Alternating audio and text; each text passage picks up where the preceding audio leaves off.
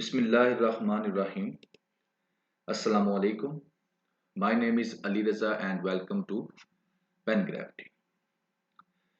इस लेक्चर के अंदर हम करेंगे जो टुडे डॉन न्यूज़पेपर है उसके एडिटोरियल का एनालिसिस और साथ में हो गया कुछ प्रैक्टिस क्वेश्चन होंगे साथ में।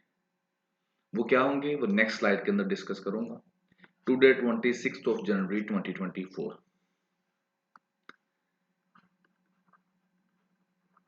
एडिटोरियल्स और इन एरियाज के ऊपर जो है हमारा फोकस रहेगा कि हम डिस्कस तो हम एडिटोरियल्स को ही करेंगे, लेकिन इसके अंदर जो डाटा है जो कि हमारे यूज में आ सकता है इंग्लिश ऐसे में, आपकी क्रिटिकल अप्रोच को डेवलप करने में, आपकी आर्गुमेंट बिल्डिंग जो अप्रोच है उसको डेवलप करने में, करंट अफेयर के जब पाकिस्तान अफेयर्स के अंदर, जर्नल एरिया जो किसी भी सब्जेक्ट का जर्नल एरिया है उसके अंदर, सोशल साइंसेज के जो आपके सब्जेक्ट्स हैं उनके कुछ एरियाज के अंदर, तो इनके ऊपर हमारा फोकस रहेगा और हम एडिटोरियल्स को क्या करेंगे, डिस्कस करेंगे। सो जी ये रहा आपका टुडे डॉन न्यूज़पेपर का एडिटोरियल्स और ओपिनियन वाला सेक्शन।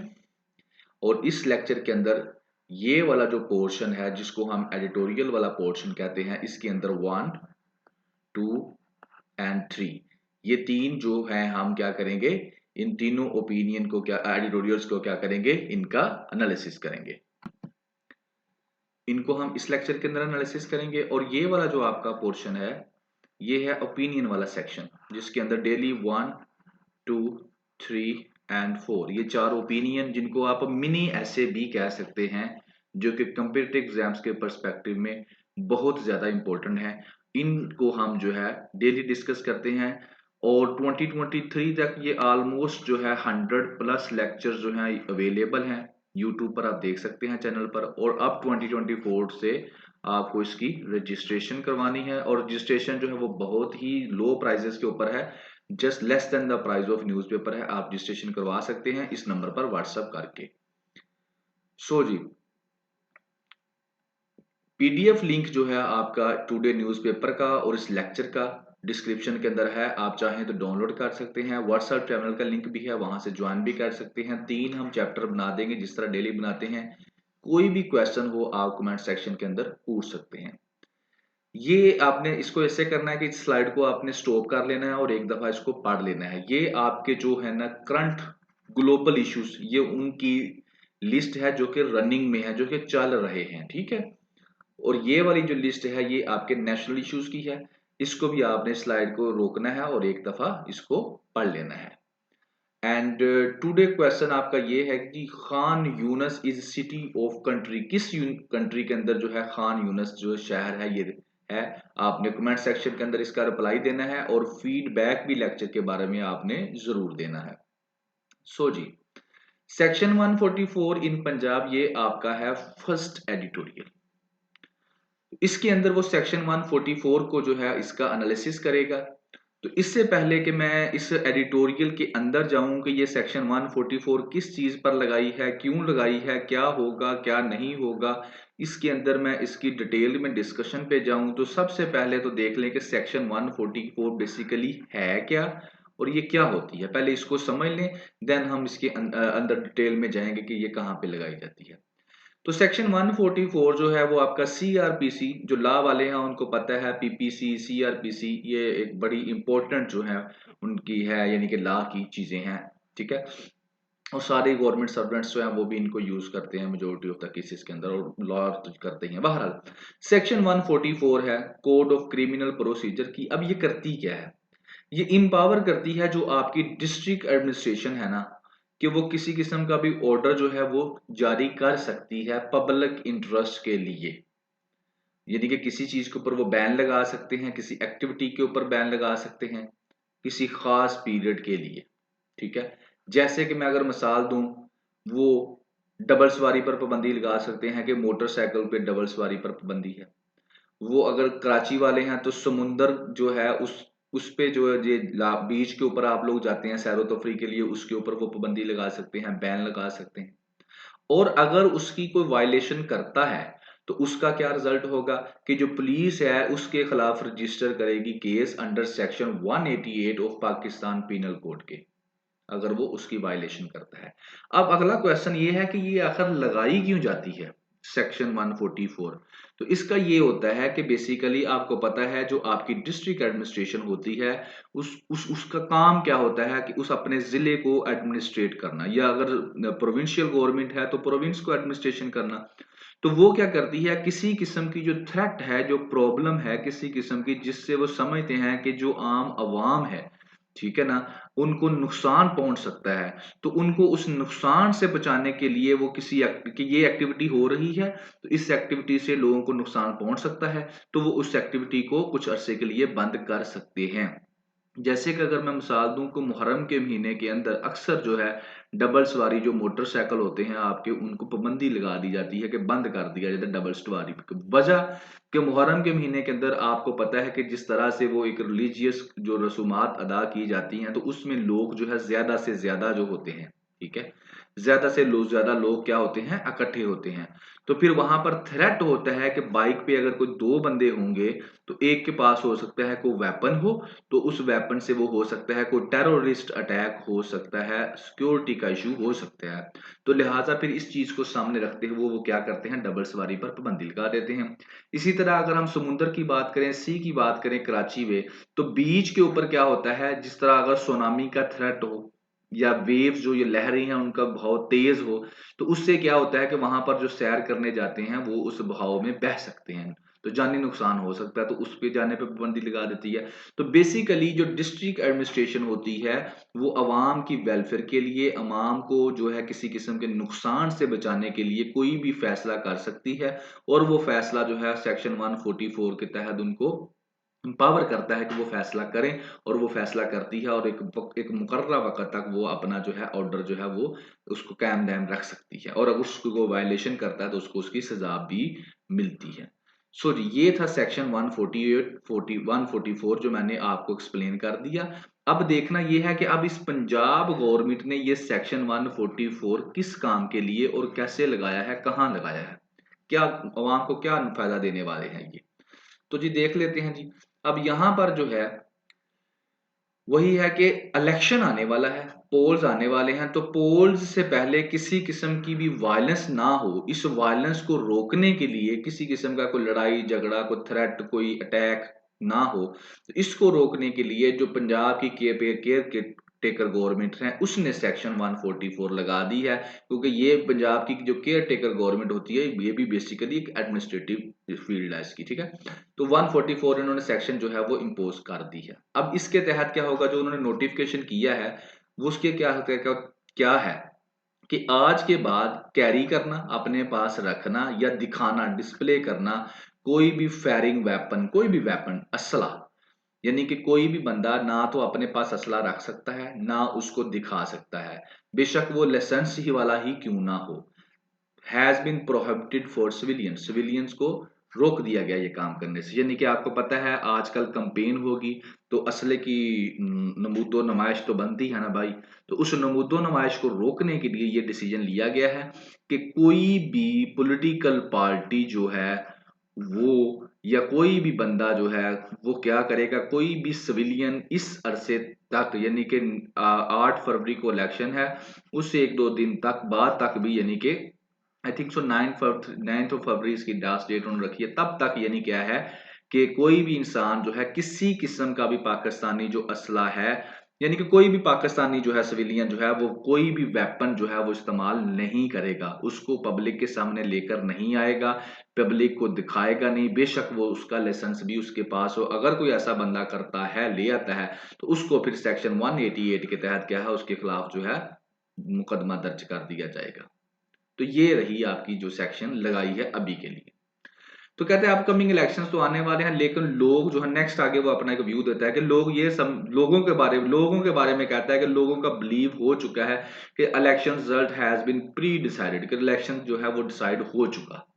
तो अब कहता है स्टेट को चाहिए कि वो क्या करे, इस इंप्रेशन को रेक्टिफाई करिए, ये जो लोगों की सोच है ना कि इलेक्शन हो चुका है, पहले ही हो गया है, इसको वो सही करे। इसलिए जो सेक्शन 144 लगाई गई है ना, तो स्टेट कोशिश करे कि उसका जो है ना गलत इस्तेमाल ना करे, किया जाए। गलत इस्तेमाल से मुराद ये है कि कोई भी पॉलिटिकल पार्टी जैसे पीटीआई वगैरह है उसके खिलाफ क्रैकडाउन ना किया जाए, इस सेक्शन को इस्तेमाल करते हुए। तो पॉलिटिकल कैंपेन अगर करनी है तो फ्रीली सबको जो है मौका दिया जाए, इक्वल अपॉर्चुनिटीज दी जाए, लेवल प्लेइंग फील्ड दिया जाए सब के सब पॉलिटिकल पार्टी को, तो फिर ही जो है ये सेक्शन 144 जो है कामयाब होगी। लेकिन अगर आप इसको भी इस्तेमाल करते हैं किसी सिंगल पार्टी को थ्रेट करने के लिए तो फिर ये गलत बात है। और फिर वो कहते हैं 9 फरवरी के बाद जो हमारा जो पाकिस्तान मुल्क है ये एक फ्रेश स्टार्ट ले सकता है, अगर, ठीक है ना, अगर जो है सब कुछ सही रहे, ठीक है ना। और अगर कहता है कि सब कुछ सही ना रहा, विल नॉट हैपन, यानी कि फ्रेश स्टार्ट पाकिस्तान उस वक्त तक नहीं ले सकता। 8 फरवरी को तो इलेक्शन होना है, 9 फरवरी के बाद जो है अपना फ्रेश स्टार्ट पाकिस्तान 9 फरवरी से उस वक्त तक नहीं ले सकता जब तक जो इलेक्शन है वो फ्री ना हो, इक्विटेबल ना हो, फेयर ना हो, यानी कि साफ शफाफ जो है इलेक्शन ना करवाया जाए। और लोग जो आपके शहरी हैं वो बड़े पैमाने पर जब तक इस इलेक्शन को एक्सेप्ट ना कर लें इसके रिजल्ट्स को, उस वक्त तक जो है 9 फरवरी को पाकिस्तान जो है फ्रेश स्टार्ट नहीं ले सकता। अगर आप चाहते हैं कि पाकिस्तान 8 फरवरी के इलेक्शंस के बाद 9 फरवरी को फ्रेश स्टार्ट ले, तो फिर आपको जो है फ्री एंड फेयर इलेक्शंस करवाने पड़ेंगे। और फिर उसके बाद ये भी करना पड़ेगा कि लोग उस इलेक्शन को माने भी।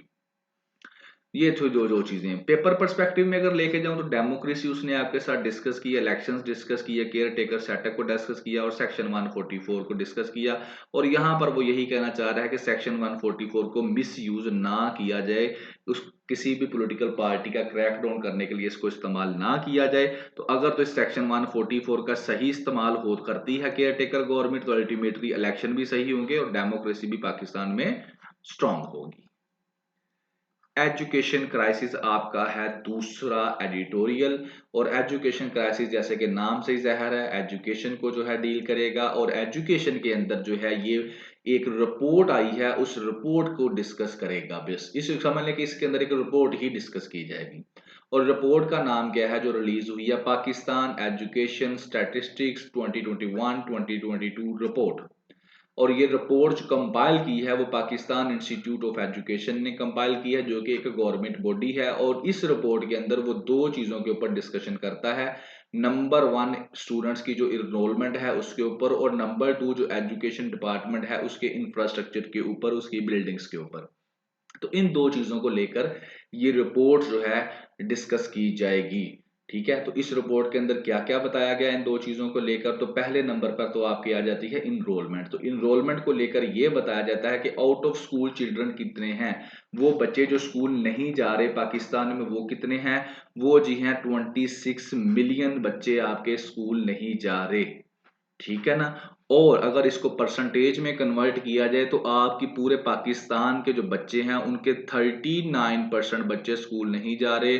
मतलब कि 100 में से 39 बच्चे जो हैं वो स्कूल आपके नहीं जा रहे पाकिस्तान के। हाँ, ये कहता है कि पिछले कुछ सालों से तो कुछ काम बेहतर हुआ है, क्योंकि पिछले सालों में 2026 और 17 के अंदर 44% जो थी रेशो थी, यानी कि 100 में से 44 बच्चे स्कूल नहीं जा रहे थे। लेकिन अब जो बेहतरी, थोड़ी सी बेहतरी हुई है, 39 नहीं जा रहे। लेकिन वो कहता है ये भी कोई बेहतरी नहीं है, बहुत ही पीछे हैं हम दुनिया से। मतलब कि 100 अगर बच्चा पैदा होता है तो उनमें से सिर्फ 39 वो है जो स्कूल जाएगा। अब इसमें से ग्रेजुएट कितने होंगे, पोस्ट ग्रेजुएट कितने होंगे, वो तो बाद की बात है। तो यहीं से आप अंदाजा लगा लें कि आपका कितनी ज्यादा जो है इलिटरेसी रेट कितना ज्यादा है पाकिस्तान के अंदर। तो ये सारी चीजें कौन बता रही है, जो हमने रिपोर्ट शुरू की है वो चीजें ये बता रही हैं। आप इस डाटे को कहीं भी इस्तेमाल कर सकते हैं, ये वैलिड डाटा होता है। नंबर 2 जी, दूसरा है एजुकेशन इंफ्रास्ट्रक्चर की बात की जाती है। तो एजुकेशन इंफ्रास्ट्रक्चर के अंदर वो ये कहता है कि सिर्फ 15% जो पाकिस्तान 15% जो स्कूल है ना बलूचिस्तान के, वहां पर इलेक्ट्रिसिटी है। यानी कि 100 में से सिर्फ 15 स्कूलों में इलेक्ट्रिसिटी है, और बाकी जो आपके 85 हैं वो बलूचिस्तान के, वो इलेक्ट्रिसिटी के बगैर ही चल रहे हैं। टॉयलेट्स की कमी है जी स्कूलों के अंदर। टीचर स्टूडेंट रेशो जो है प्राइमरी स्कूलों के अंदर वो 139 है, यानी कि एक टीचर को 39 बच्चे पढ़ाने पड़ते हैं। और ये भी मेरे ख्याल में इसने बहुत कम फिगर बताया है, रेशो इससे भी ज्यादा है। कई जो प्राइवेट पब्लिक स्कूल हैं खास तौर पर, वहां पर तो रेशो 50 60 70 80 80 तक की होती है क्लास के अंदर। ठीक है। तो इन्होंने 139 बताई है कि एक रेशो जो टीचर स्टूडेंट रेशो है 1 और 39 है। तो यहाँ पर वो ये भी कहता है कि जो एक्सपर्ट्स हैं वो ये कहते हैं कि जितनी छोटी क्लास का जितना साइज छोटा होगा उतना ही जो है क्या होगा, बेटर रिजल्ट्स आएंगे। खास तौर पर प्राइमरी लेवल पर, छोटे लेवल के ऊपर जितनी क्लास छोटी होगी उतना जो है उसका रिजल्ट जो है बेहतर आएगा। तो ये इस रिपोर्ट के अंदर ये दो चीजें उसने आपके साथ डिस्कस की, ठीक है। और अल्टीमेटली यहाँ से आपको आइडिया हो जाएगा, इन दो रिपोर्ट यानी कि इस रिपोर्ट के अंदर ये दो चीजों को हाईलाइट किया और ये दोनों हमने जो है डिस्कस कर ली। ये दोनों आप कहीं भी इस्तेमाल कर सकते हैं। पाकिस्तान का एजुकेशन सिस्टम जो है, बेशक उसका ऐसे हो, करंट अफेयर का पेपर हो, कहीं भी हो, यू कैन यूज इट। अब इस दोनों के बाद अब नुकसान क्या होने वाला है? नुकसान ये होने वाला है कि पॉवर्टी जो है, जो बच्चे हैं जब वो बड़े होंगे तो गरीब पैदा होंगे।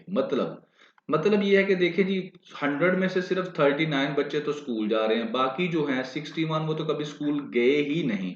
तो अल्टीमेटली वो अगर स्कूल नहीं जा रहे तो इसका मतलब तो यही है ना कि वो किसी पुअर फैमिली में पैदा हुए हैं। रिच फैमिली में तो चांसेस ज्यादा होते हैं कि वो आपका बच्चा स्कूल जाएगा। अब इन जब ये पैदा ही पुअर हुए हैं, एजुकेशन भी इनके पास नहीं है, तो आपका क्या ख्याल है कि ये कैसे रिच हो सकते हैं फ्यूचर के अंदर? मे बी 1% चांसेस कि कोई बड़ा ही काम हो जाए और ये रिच हो जाए, वरना इनको अपनी जिंदगी जो है गुर्बत में गुजारनी पड़ेगी। ठीक है, जैसे बड़े होंगे तो गुर्बत में जिंदगी गुजारेंगे। और जब आपका लिटरेसी रेट जो है वो बहुत लो होगा, जिस तरह पाकिस्तान में नजर आ रहा है इस रिपोर्ट से, तो नेशनल डेवलपमेंट नहीं होगी। नेशनल डेवलपमेंट क्यों नहीं होगी? क्योंकि आपके बच्चे कंपीट नहीं कर पाएंगे ग्लोबल इकोनॉमी की जो जरूरियात हैं उनको। यानी कि देखें, आर्टिफिशियल इंटेलिजेंस का दौर है, टेक्नोलॉजी का दौर है, ठीक है। अब ये चीजें जो हैं आप यूज तो कर रहे हैं लेकिन आप बना नहीं पा रहे। अब बनाता कौन है? जिनका लिटरेसी रेट हाई होता है, और हमारा तो हाई नहीं है। तो इसका मतलब है कि हम ये चीजें भी क्या कर रहे हैं, परचेज करेंगे। तो अल्टीमेटली जब हम जिससे परचेज करेंगे उनकी डेवलपमेंट होगी, वो अमीर होंगे, हमारा मुल्क अमीर नहीं होगा, हम गरीब ही रह जाएंगे।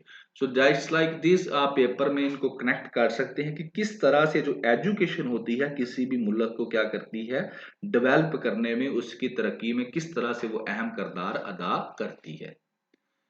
हिंदुत्व वायलेंस आपका थर्ड एडिटोरियल।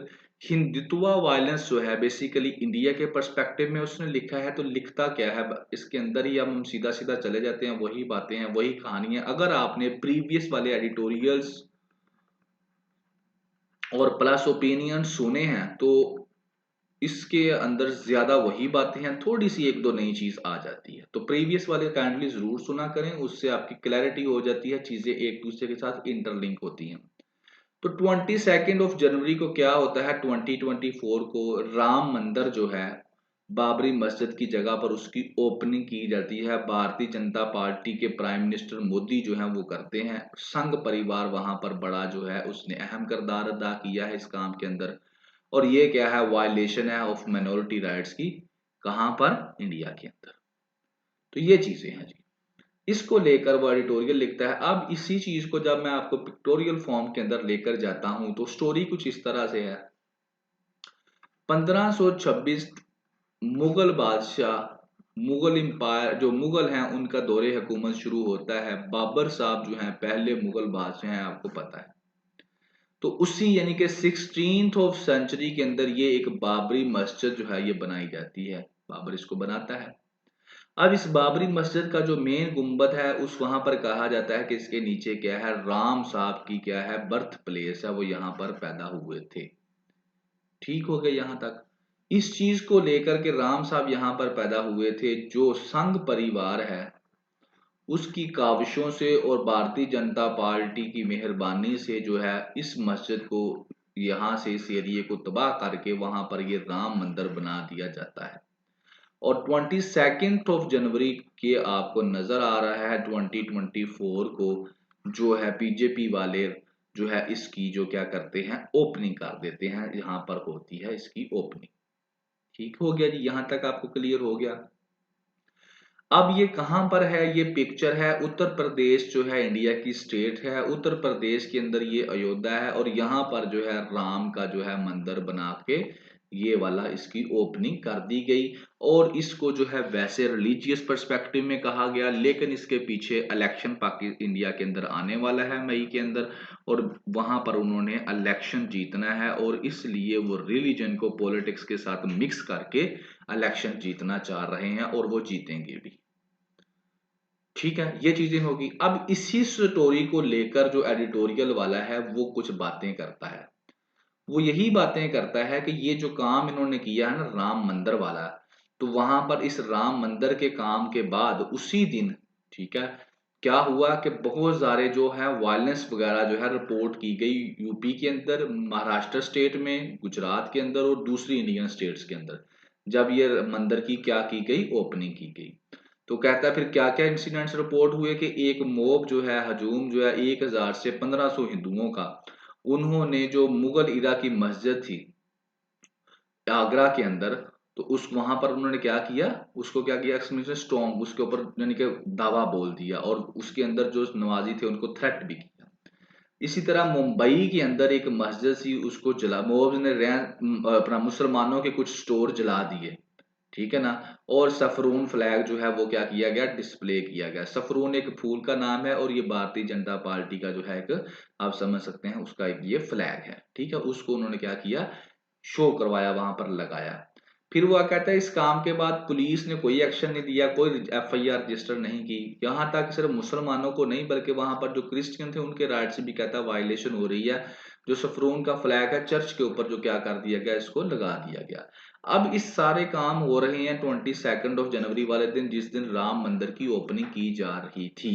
तो संघ विक्ट्री है ओवर इंडियन सेकुलरिज्म, यानी कि इंडिया जो है बेसिकली उसको एक सेकुलर स्टेट कहा जा रहा था, जिस तरह गांधी की अप्रोच थी, नेहरू की अप्रोच थी। मगर ये जो बीजेपी वाले हैं इन्होंने इसको सेकुलर नहीं छोड़ा, संघ विक्ट्री वहां पर हो गई है, यानी कि इसको रिलीजन की तरफ ले गए हैं, कम्युनिज्म की तरफ ले गए हैं, सॉरी कम्युनल वायलेशंस की तरफ वो इसको ले गए हैं। रिलीजियस राइट्स की वहां पर वायलेशन हो रही है, मुसलमानों के राइट्स की वायलेशन हो रही है। अब ये सारा काम कौन करवा रहा है, बीजेपी करवा रही है। अब आपको हल्का सा आइडिया दे दूं, जो बच्चे पहले लेक्चर सुन चुके हैं उनको तो क्लियर है, लेकिन जो नए हैं उनके लिए बता दूं कि ये बीजेपी क्या चीज है, इसका भी हल्का सा टच ले लें। यहाँ पर है जी एक संघ परिवार, आपने लफ्ज सुना होगा। अब ये जो संघ परिवार है ना बेसिकली, तो पहले आ जाती है आरएसएस, एक तंजीम है जो कि हिंदुत्व आइडियोलॉजी को क्या करती है, प्रमोट करती है। और हिंदुत्व आइडियोलॉजी ये है कि ये हिंदुस्तान जो है ये हिंदुओं का है, जिसने यहाँ रहना है वो हिंदू हो जाए, वरना यहाँ से निकल जाए। ठीक हो गया। अब इस आइडियोलॉजी को लेकर जो है ये आरएसएस वाले आगे इनके विंग्स हैं। तो बीजेपी इनका जो है पॉलिटिकल विंग है, वीएचपी इनका रिलीजियस विंग है, सेवा जो है ये वाला इनका सोशल विंग है। तो ये सारे विंग है आरएसएस के, और इसकी अभी जो है ये पावर में है। इंडिया के अंदर बीजेपी वाले क्या है, पावर में है, और मोदी इनका प्राइम मिनिस्टर है, और अगली बार दफा भी वो आएगा। अब ये सारे का सारा जो आपको इंफ्रास्ट्रक्चर नजर आ रहा है, जिसके अंदर मुख्तलिफ किस्म की छोटी छोटी जो है विंग्स हैं, ऑर्गेनाइजेशंस हैं, इस सारे के सारे को कहते हैं संघ परिवार। ठीक हो गया जी। तो जी ये था आपका टुडे लेक्चर। कमेंट सेक्शन में आपने फीडबैक जरूर देना है। And have a nice day.